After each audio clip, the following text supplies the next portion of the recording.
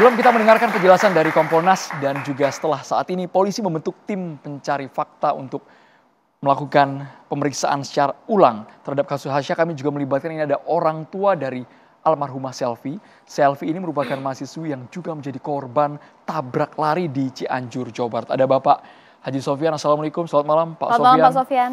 Kami turut berduka cita Pak Sofyan atas meninggalnya putri Anda, Selvi. Tapi kami ingin tahu Pak, kronologi yang terakhir diterima oleh pihak keluarga atas meninggalnya Selvi ini seperti apa Pak Sofyan? Ya, untuk kronologi awal kejadiannya sekitar jam 2 lebih anak saya menuju kampus dan sekitar jam 3 kurang saya mendapatkan telepon katanya disuruh ke rumah sakit karena anak saya kecelakaan. Nah, setelah itu saya menuju rumah sakit, ternyata anak saya udah di kamar mayat. Saya nggak tahu saat itu orang yang telepon saya, anak saya sudah meninggal. Ya, Pak Sofyan. Halo? Ya, kami mendengar Pak Sofyan. Dan sejauh ini pihak keluarga melihat apakah sudah ada keadilan yang diterima? Kami kira saat ini kami belum mendapat keadilan, Pak. Karena dalam penyelesaian kasusnya ini terkesan lamban dan terkesan ditutup-tutupi gitu. Karena sejak awal selama hampir 3-4 hari kami menunggu belum ada petugas yang memberitahukan kepada keluarga kenapa anak saya itu meninggalnya, apakah kecelakaan tunggal, apakah kecelakaan ganda, nggak ada. Nah, untuk itu kami dari pihak keluarga mencoba mencari informasi dari saksi-saksi yang ada di TKP dan juga dari saksi yang kebetulan melintas di tempat kejadian. Kami mendapat informasi bahwa anak kami ini terlindas oleh iring-iringan yang memang diduga dari Kapolda Metro Jaya. Pak Sofyan, tapi kan saat ini sudah ada penetapan tersangka Pak.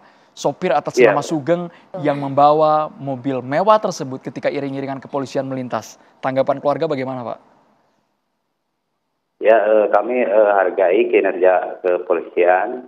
Tentunya untuk itu kami juga mempunyai kecurigaan bahwa mobil yang menabrak anak kami itu bukanlah Audi. Karena kalau dilihat dari CCTV ada mobil sejenis Innova yang ada lecet-lecet dan baret-baret di bawah bempernya. Dan setelah dicek di lokasi, mobil tersebut ada bersama iring-iringan tersebut di lokasi Wawon Killer itu, Pak. Mobil yang Anda maksud ini, Pak Sofyan, mohon maaf, Anda mengetahui siapa yang kemudian mengendarainya dan ada di dalam mobil tersebut? Ya, sementara saya belum mengetahui siapa mereka, cuman ada dalam rombongan iring-iringan tersebut, Pak. Oke, berada di dalam rombongan, dan hal ini juga sudah Anda sampaikan kepada pihak kepolisian? Sudah, tapi saya kira pihak kepolisian tidak menindaklanjuti apa yang menjadi masukan kami, Pak, penemuan dari keluarga korban. Respon dari pihak kepolisian pada saat itu apa, Pak? Ya, Bu. Respon pihak kepolisian pada saat Anda menyampaikan hal ini apa, Pak? Jadi satu sisi mereka meminta kami membantu untuk memberikan bukti-bukti dan juga saksi-saksi ya. Tapi saat kami memberikan bukti tersebut ya tidak ditindaklanjuti. Dan mereka sesuai dengan pendapatnya bahwa yang menabrak anak kami itu adalah mobil Audi tersebut. Tapi Pak Sofyan, apakah juga mendapatkan penjelasan di bukti fisik mobil atau kendaraan Audi tersebut tidak ada sama sekali bekas lecet maupun bekas ban yang mohon maaf melindas putri kesayangan Anda? Ya, kalau menurut keterangan Bapak Sugeng yang sekarang sudah menjadi tersangka, ya kan saat itu ini sama warga, Pak Sugeng melihatkan kepada warga untuk memeriksa mobilnya, mempersilahkan tidak ada lecet katanya, Pak. Dan setelah warga melihat itu mereka pada pergi ya. Kenyataannya di mobil tersebut tidak ada. Menurut keterangan Pak Sugeng ini Pak ya, sebagai supir ini. Oke, saat ini memang pihak kepolisian sudah menetapkan Sugeng sebagai tersangka pengemudi mobil mewah tersebut. Dan apa lagi yang diharapkan oleh pihak keluarga saat ini, Pak Sofyan? Kami berharap dari pihak keluarga supaya masalah ini cepat selesai dan pelaku yang sebenarnya terungkap, Bu. Karena selama ini kan ya setiap hari pemberitaan sangat ramai, saya tidak tega dong melihat mayat anak saya terus di media. Begitu, Bu. Baik, Pak Sugeng, saat ini di studio kami juga sudah menghadirkan Kompolnas yang terus mengawal, mungkin sudah ada laporan juga kasus ini Pak Benny. Update Mungkin termasuk juga tadi ya. dari Pak Sofyan, ada yang ingin disampaikan langsung ke Pak Benny Mamoto? Selamat malam Pak Benny. Selamat malam Pak. Kami ikut berduka cita Pak atas kepergian putri Bapak. Mudah-mudahan Bapak diberikan kekuatan dan ketabahan. Baik, dari Pak Sofyan silakan Pak. Pengusutan seperti apa yang pihak keluarga inginkan saat ini Pak? Jadi kan sekarang udah jelas, saya tadi baca berita bahwa Kapolda Metro Jaya dalam hal ini Kabid Humas telah mengatakan bahwa ada Kompolde yang dinyatakan melanggar kode etik dan disiplin ya. Ya untuk itu saya kira itu menjadi titik terang untuk pengungkapan yang selanjutnya. Ya mungkin dari situ bisa diperiksa lah. Semua rombongan yang ada pasti mereka itu salah satu mengetahui siapa penabrak anak saya sebenarnya. Dan untuk plat nomor palsu itu juga yang mungkin lokusnya di Cianjur, ya itu bisa dikembangkan lagi semoga Pak. Karena saya yakin mereka ada yang tahu Pak. Ya kalaupun misalkan Audi yang nabrak, kan yang di belakangnya juga ada masih ada iring-iringan. Pasti melihat Pak. Saya meminta kepada pihak kepolisian supaya dapat mengusut tuntas siapa pelaku penabrak saya sebenarnya ini. Pak Sofyan, satu lagi Pak Sofyan, soal perempuan yang ada di dalam mobil Audi tersebut sempat bertemu Bapak? Sempat Pak, malah sempat konfirmasi dengan surat kabar yang ada di sini. Dan saya sangat yakin saat itu. Tapi pihak kepolisian mengatakan itu sekadar teman aja. Dan sekarang terbukti kan. Dan tidak menutup kemungkinan yang menjadi keyakinan polisi sekarang ini bahwa Audi yang menabrak, ya mungkin juga nanti bisa berubah Pak.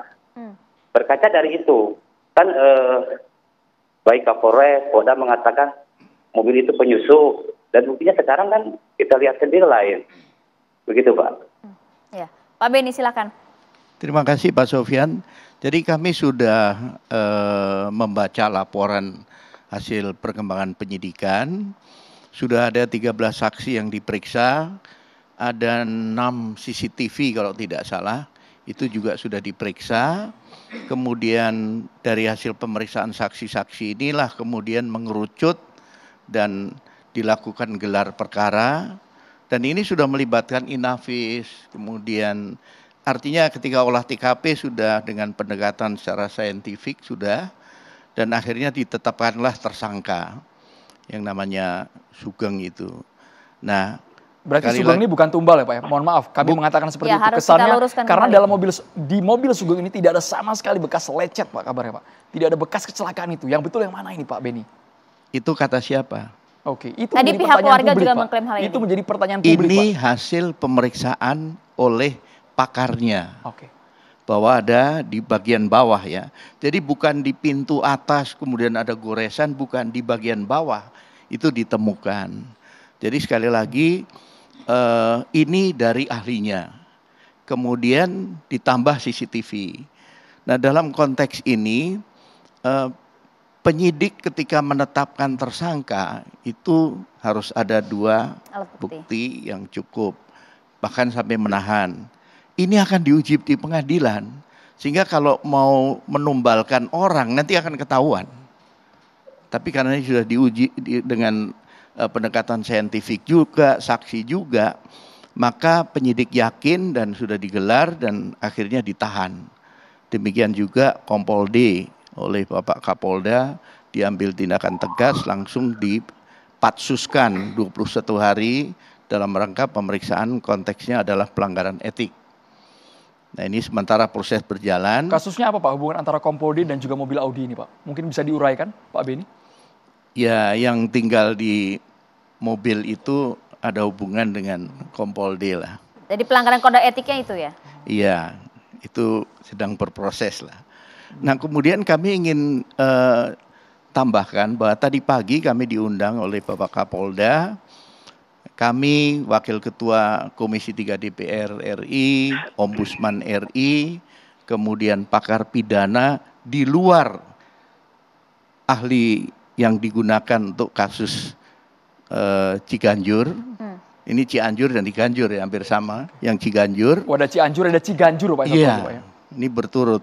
Nah, pakar yang dihadirkan tadi beda.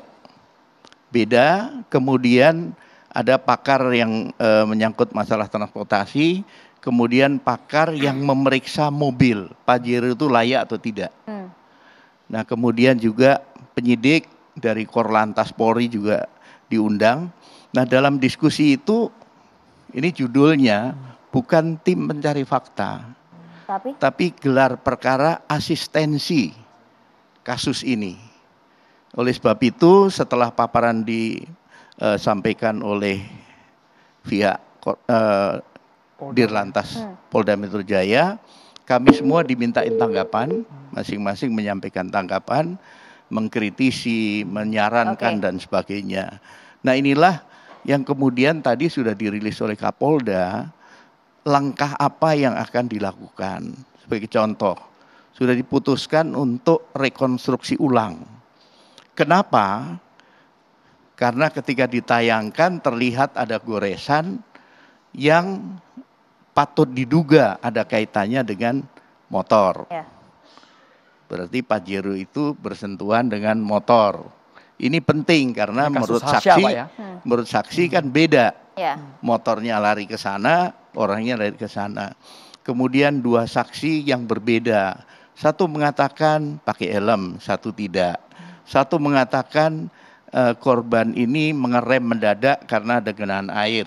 Yang satunya mengatakan ada motor yang tiba-tiba belok. Inilah yang akan didalami. Kemudian juga ada satu hal lagi yang penting. AKBP Purnawirawan ini kan udah jelas mantan polisi di lalu lintas kalau nggak salah. Nah, ketika lihat korban seperti itu 30 menit loh, tidak mengambil langkah.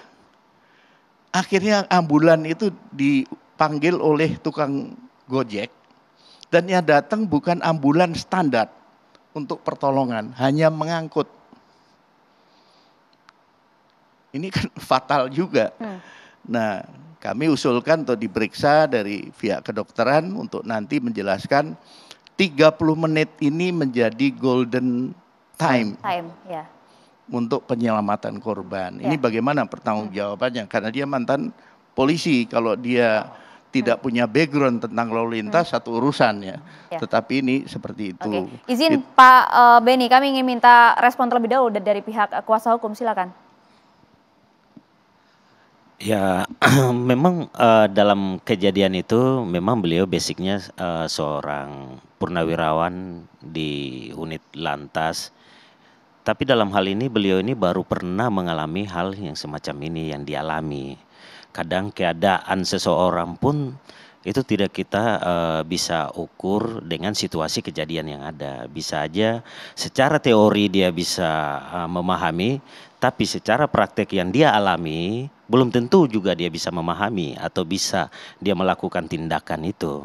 Tapi kan di sini kita melihat bahwa ada upaya yang dia lakukan yang dimana meminta pertolongan di masyarakat untuk memanggil atau menyediakan ambulans.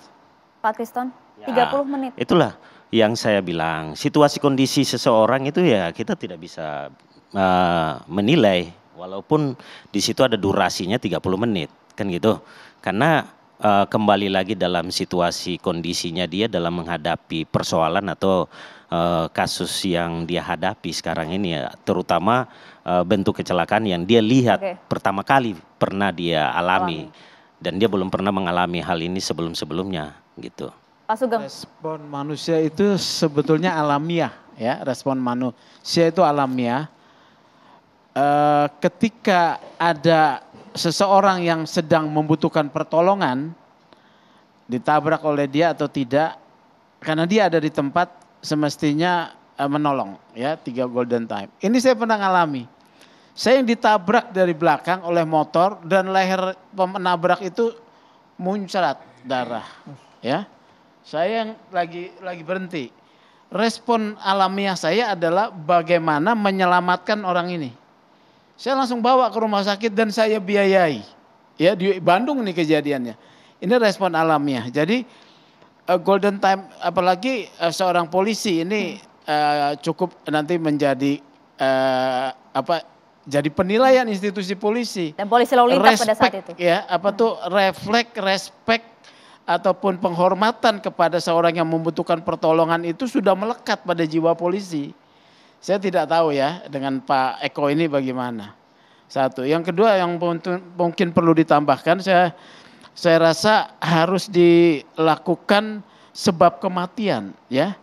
Sebab kematiannya Hasya ini dominannya apa? Apakah dia dilindas, terbentur, atau jatuh, ya? Karena saya tadi katakan ahli yang dipanggil hanya satu. Pihak keluarga korban berhak sebetulnya mengusulkan untuk menguji soal sebab kematian. Kan ada teori sebab kausalitas. Conditio sine qua non, semua faktor yang menjadi sebab dari satu akibat, atau teori adekuat. Faktor apa yang paling dominan yang menjadi sebab kematian? Apakah karena lalai dia jatuh atau karena dilindas? Bang Kitson bisa langsung ditanggapi, terbentur, jatuh, atau terlindas, Bang Kitson? Silakan Bang. Saya menanggapi daripada Bang Sugeng terkait itu, saya mendapatkan keterangan dari klien saya terlindas. Jadi pas saat dia jatuh itu dia sudah berada di kolong mobil itu. Baik, Bang Johnson dan juga Bang Edi, kita minta tanggapannya karena ada dua kasus yang viral. Bukan hanya Hasya tapi juga selfie di Cianjur. Sesaat lagi di Catatan Demokrasi pemirsa. Terus